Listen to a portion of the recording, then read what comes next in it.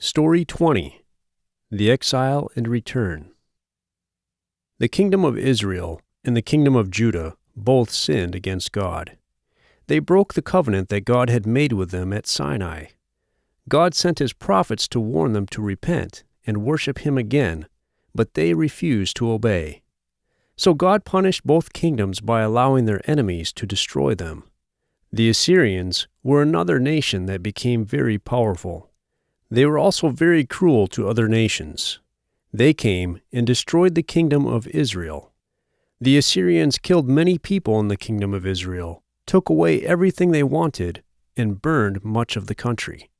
The Assyrians gathered together all the leaders, the rich people, and the people who could make valuable things. They took them to Assyria. Only some very poor Israelites remained in Israel. Then the Assyrians brought foreigners to live in the land. The foreigners rebuilt the cities. They married with the Israelites who were left there. The descendants of these people were called Samaritans. The people in the kingdom of Judah saw how God had punished the people of the kingdom of Israel for not believing and obeying him. But they still worshipped idols, including the gods of the Canaanites. God sent prophets to warn them, but they refused to listen. About 100 years after the Assyrians destroyed the kingdom of Israel, God sent Nebuchadnezzar, king of the Babylonians, to attack the kingdom of Judah. Babylon was a powerful nation. The king of Judah agreed to be Nebuchadnezzar's servant and pay him a lot of money every year. But after a few years, the king of Judah rebelled against Babylon. So the Babylonians came back and attacked the kingdom of Judah.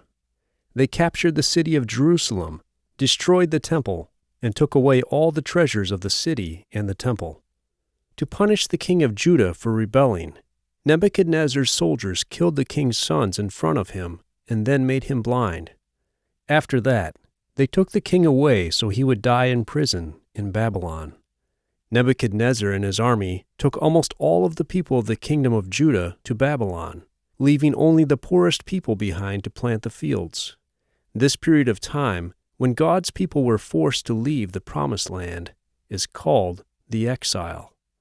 Even though God punished his people for their sin by taking them away into exile, he did not forget them or his promises. God continued to watch over his people and speak to them through his prophets. He promised that, after 70 years, they would return to the promised land again.